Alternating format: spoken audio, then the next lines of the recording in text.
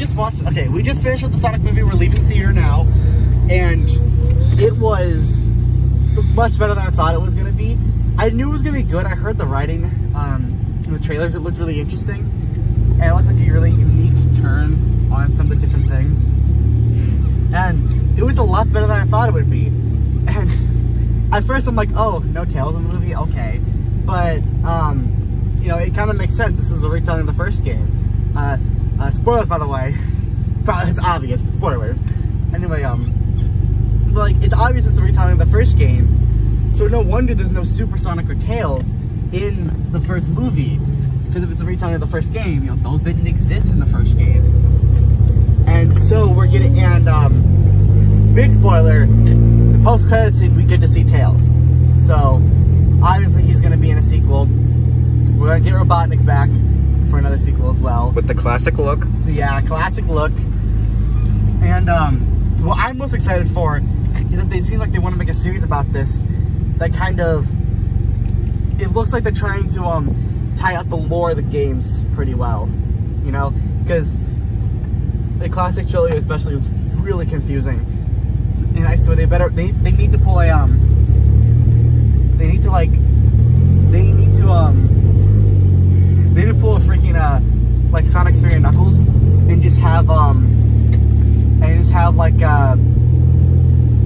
the second movie lead straight into the third movie, like in like a couple minutes. If you didn't know, that's what happens with Sonic 3 and Knuckles. But anyway, in terms of writing, it was great. Jim Carrey's performance was phenomenal. But I mean, it's Jim Carrey, since when is he not phenomenal in his acting? He's a literal living legend.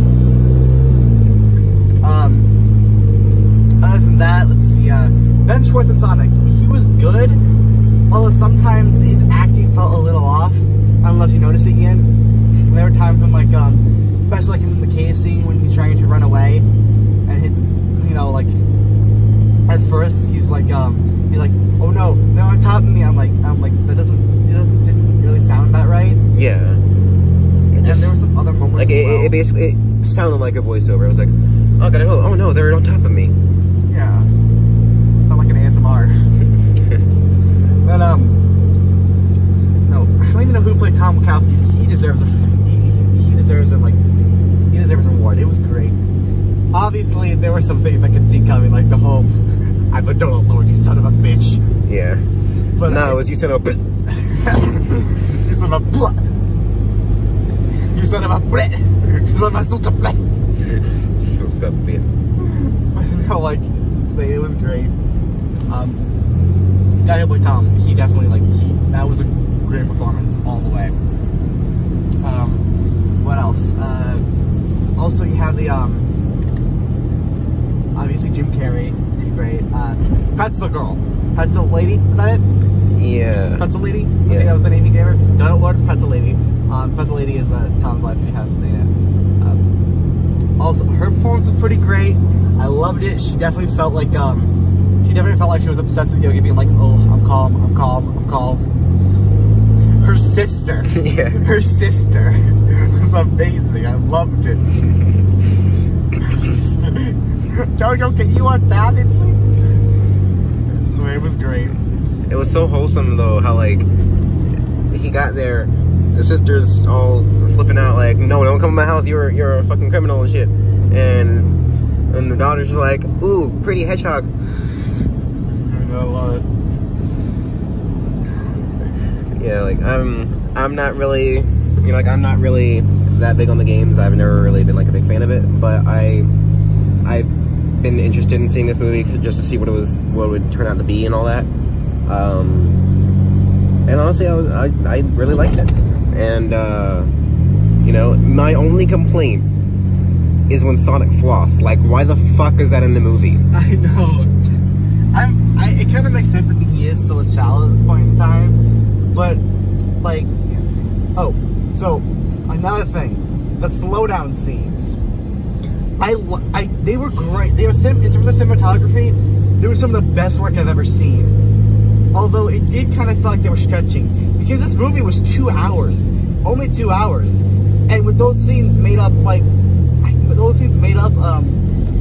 there were only 2 real slowdown scenes. They were still pretty lengthy. You know, it was just like the bar scenes especially, where it shows Sonic like all kind of like a bunch of different ways to take down everyone in the bar creatively. And I'm like you could just use one way, and you know, I mean, I just think that it might have been used to fill a lot of the time, because this movie was really short.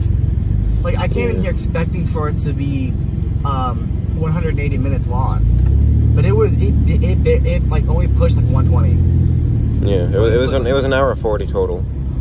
Yeah, like, that's really short. Although it never felt like it dragged on like Endgame did. You know how Endgame felt like it dragged on, especially near the end. You're like, oh, please let this be over, because you had to go to the bathroom really bad. You know, I didn't ever find myself stopping for concessions once.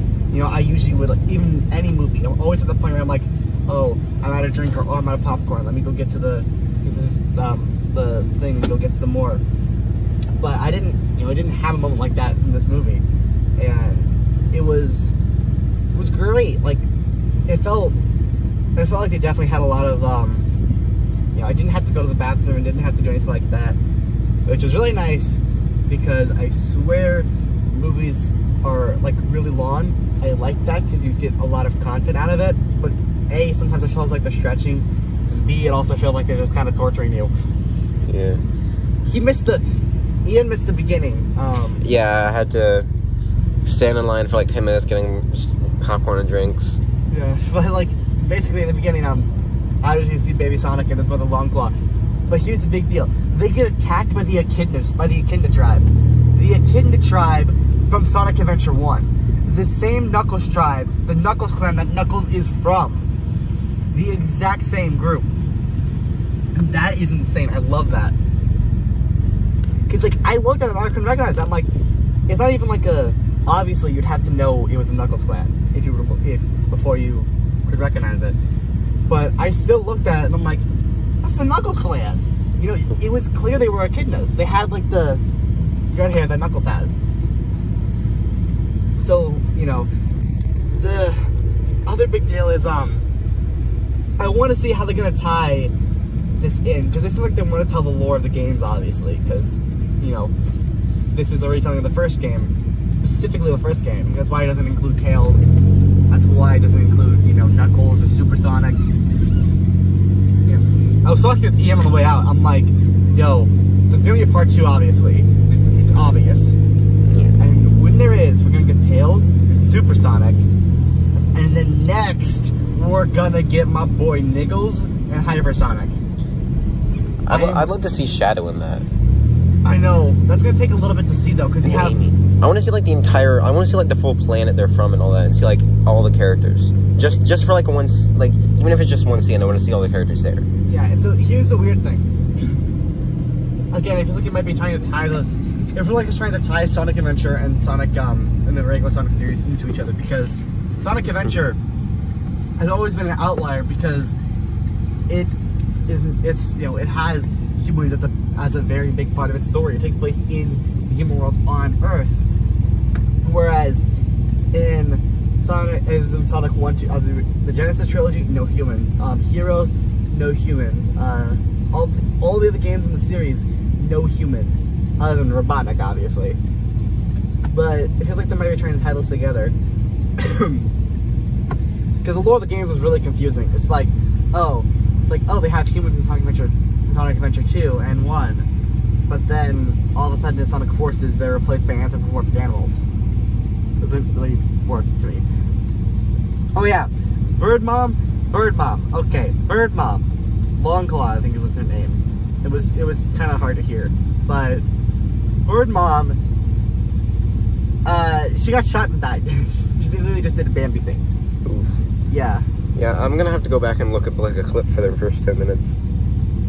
So it was basically Sonic is just talking about it begins like with classic Saved by the Bell. Yep, that's me, but you're wondering how I got in this situation kind of deal. Well, it all started in the summer of '83. And he was like and Sonic was beat chased by Robotnik. Then he goes back and tells what's going on. And he left South Island when he was, I'm gonna say like 4 or 5. He was supposed to be 14. So I'm gonna say he was like 4 or 5 when he left South Island. But anyway, he was running on the island one day. He's like, I love the little jab that they did because he said I was born with extraordinary powers, and thus I was told to keep it secret. And like a child, I did the exact opposite. I loved that. That's one thing I loved about this, because Sonic felt real, especially in Forces specifically. Sonic always felt more like a symbol than a character, than a person, you know?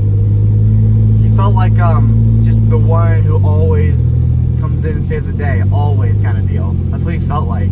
But this movie portrays him as real and flawed, and yes, he has growth throughout it. In case you couldn't tell, like, you know, he has his moment of growth where obviously he's been running his whole life. I mean, obviously he's been running from all those problems, and then he's like, no, I'm gonna fight, kind of thing. He liked that moment, and I love that. So, Ian, any of your thoughts on the movie? Anything else you want to add? Not really. Like I said, I've never been a really big fan of the game, so there's not really much I could give to that. But yeah, I thought it was a good movie. The question comes: what was your favorite scene? Ooh, probably like the last fight with where he's all like charged up and he's fighting Robotnik and he's like, "Hey, you got my shit," and he just steals the power out of the quill, and then he just knocks him back in the fucking portal in the ring and sends him to the mushroom planet, and then he goes crazy and becomes the Robotnik we know today. Yeah, I love it, because I've always suspected Robotnik was off his rocker. Yeah. The Jim Carrey Robotnik at the beginning of the movie, he's not off his rocker, he's just weird. The Robotnik we know from the games, he's totally crazy. Yeah, and it makes sense, because like, since this movie is supposed to be like an origin story kind of thing, it would make sense to have Robotnik be normal, like a normal guy at first, who's just really smart. But towards the end, since he's been stranded on the mushroom planet, he's just fucking crazy. And you know, like my biggest complaint I had when I first saw the trailer or whatever, I was like, this looks nothing like the Robotnik we know. Like, he's not. You point the camera at yourself on the way. Oh yeah, I forgot. Like, this is like nothing what he looks like. He's like, the mustache is kind of similar, but it's not really. But then towards the end, when he gets stuck on the mushroom planet, I don't know, he shaves his head for some reason. His mustache is all floofy like we know it today, but he's still skinny, so I guess we're gonna work on that in the second movie. So, okay, knowing Robotnik and knowing his, you know, his whole intelligence thing, it's possible that he shaved his head just to stuff the hair into like his suit or something to give it insulation. I don't know. He's that kind of, he's in like TV, that kind of guy. But anyway, in terms of my favorite scene, you'd probably go to that same fight scene. It was great. Some other things to talk about. Let's see. I feel like the movie. Oh, here's an achievement. The movie had one fart joke. One. And well, the movie should probably have 0 fart jokes. The joke didn't land, but it wasn't that bad because they did it's kind of like I'm trying to think of what the comedy was like. It was like but the way the comedy in this kind of felt was it was constantly barraging you with jokes that kind of, you know, it's barraging with jokes, but it didn't feel like it was barraging you with jokes. It felt like it had so many things for you to laugh at. Like, if I didn't laugh at this joke, oh, no worries, there's just another joke coming over. Okay. Paramount did a great job with the redesign all the way. I mean, you didn't really notice when you're not really a fan of the games, but he has so many references. Like that one scene where he's in the motel, he's doing all the things at once. I looked up at like the top of the screen. I saw him like balancing off like a little shelf thing wearing a lamp. Mm-hmm. He's doing his ledge leaning animation from Genesis games. And also, he did a lot of his poses, like a lot of his classic poses, as well as reusing his slide animation, and obviously using attacks like the spin dash, or like I said, it was more like the drop dash, but also the homing attack at the end.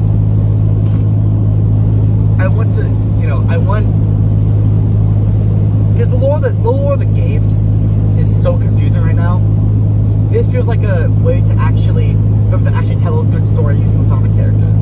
Because the Genesis trilogy, that was amazing. Like, the only thing that sucks about the Genesis trilogy is that there was no remake that had like the character speaking, and they didn't intend to have those classic characters speak at all, because for some reason, in the game series, classic Sonic doesn't speak. The classic Tails does. It's weird. But I love the idea that they're rolling with. Like, establish Sonic right then and there in the first movie, then introduce Tails at the end, and that kind of thing. What was your least favorite scene, Ian? Like, point the camera on yourself again. Like I said, the flossing. Like, why? Like, there wasn't really that many bad scenes in it. You didn't really need to have that in there. But what you were saying about like the tail showing at the end, like what I was saying earlier before we watched the movie, that basically was, like I said, pretty much they pulled the Deadpool, because like at the end of Deadpool 1, he showed up and was like, oh yeah, the next one's gonna have Cable in it. Yeah, and I love that, like, because it makes sense, you know. Characters I would love to see in these characters I would love to see going forward to get that kind of development. In terms of like main characters and heroes, I'd love to see obviously Shadow get some screen time. I mean, Shadow is really interesting because people think that his character is just edgelord, but it's really not. He's got a lot more to his character than a lot of people think, and I think this would be a great way to show that, because you know, Shadow isn't just an edgelord, like, he's a total badass all the way through. That's who his character is. It's more like a badass stereotype than an edgelord stereotype. And I feel like this is a great way to show the characters being who they actually are. Because again, just like with Tails, people think that Tails is just a sidekick, but Tails beat Chaos 4 all by himself. Like, that's an achievement. I mean, if you didn't notice in Sonic Adventure, you know, Tails beat Chaos 4, and his whole story in Sonic Adventure, his part of the story, was him learning to just stop palling around with Sonic and to actually do his own heroic stuff. You know, villains I would like to see get screen time. That's specifically what I want to know. Villains I'd like to see get screen time. Metal Sonic, he's an interesting character, always. Chaos, all the way. You cannot deny Chaos is one of the coolest villains. Mephiles. I want to see Mephiles. Give me Mephiles. You don't know half these names other than Metal Sonic, do you? Yeah. Okay, let me tell you a little. Basically, Chaos is a mutated Chao, but he's like the guardian of the Master Emerald. He's the guardian of the Chaos. He's born from the Master Emerald, and he's the guardian of the Chaos. That's actually what he is. He came out of the Master Emerald in Sonic Adventure, which split it apart, and then Eggman tried to use him. You know, the energy that comes from the Chaos Emeralds, that's from Chaos. Chaos specifically uses the negative energy, whereas Sonic uses the positive energy. That's how he's able to go supersonic, even if the emeralds are depleted. And then Mephiles. Mephiles is just the devil, pretty much. He's pretty much just the devil from Sonic 06. He's a creature named he's part of a creature named Solaris. When Solaris got split, it became Iblis and Mephiles. Iblis resided in a girl named Elise, whereas Mephiles just existed, and Mephiles tricked Silver into killing Sonic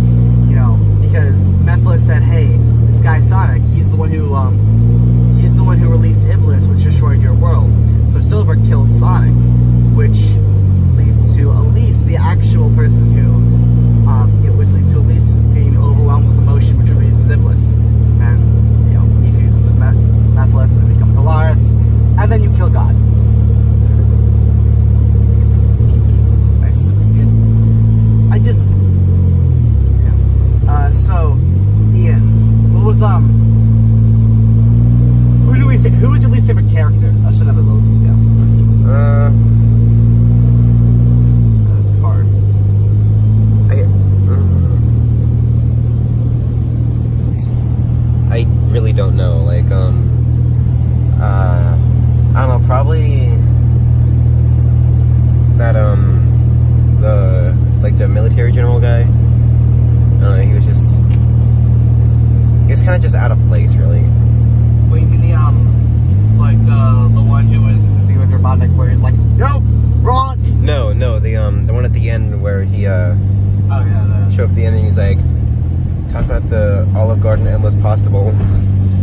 Like, his character just seemed, I mean, like his character, it made sense for him to be there. It was just like the character himself isn't bad, it's just like, how the character was written, I didn't really like it. Yeah. Because it just seemed kind of played like this, like the cliche of like, oh, this big bad military guy is just kind of a dumbass. Let's see. My least favorite character, it's gonna be a hard one. All the characters in this were really great.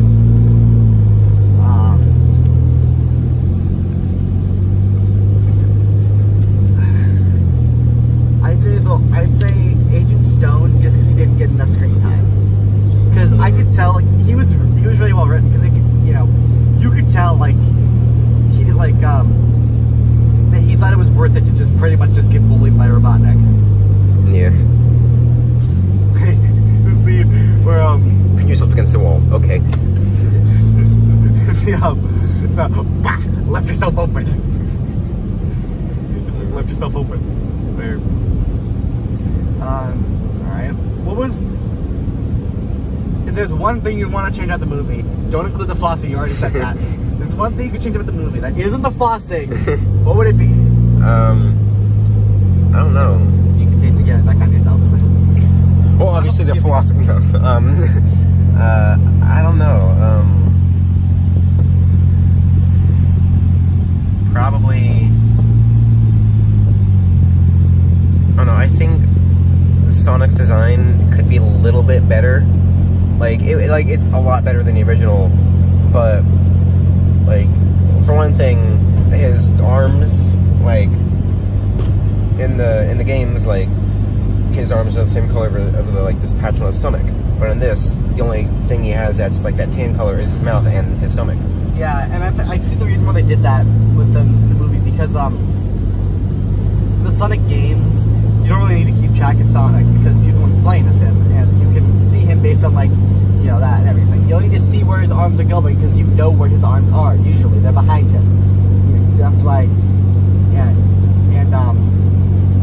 but like the way they have the tan to, like I said, to make the arms visible in terms of animation, because whenever you're looking at Sonic in terms of like on the TV screen in a game, he's small. It's gonna be hard to see his arms unless they're unless the colors have changed. Yeah. But with Sonic on the big screen, A, they don't need to do that, and B, it makes the design work better for things like the spin dash that he pulled. It makes the design work better because it makes it flow, because because you're not just seeing random streaks of tan. Yeah. One thing I would change. There was so much great things about this movie. I honestly think this movie is pretty underrated. This isn't really about the movie. One thing I wish didn't happen was if you haven't seen it on Twitter, the whole Birds of Prey deal. Where people are saying like that the Sonic movie is homophobic and racist. Wait, what? Yeah. How? They're saying that because they don't want Birds of Prey to fail. So they're saying, hey, the Sonic movie is homophobic and racist, go watch Birds of Prey instead. That sounds like guerrilla marketing. It is, probably. Yeah. It's just fans of Birds of Prey. That's what it is. And obviously, some of them are jokes, but there are people who are legitimately saying that just because they don't want Birds of Prey not to fail.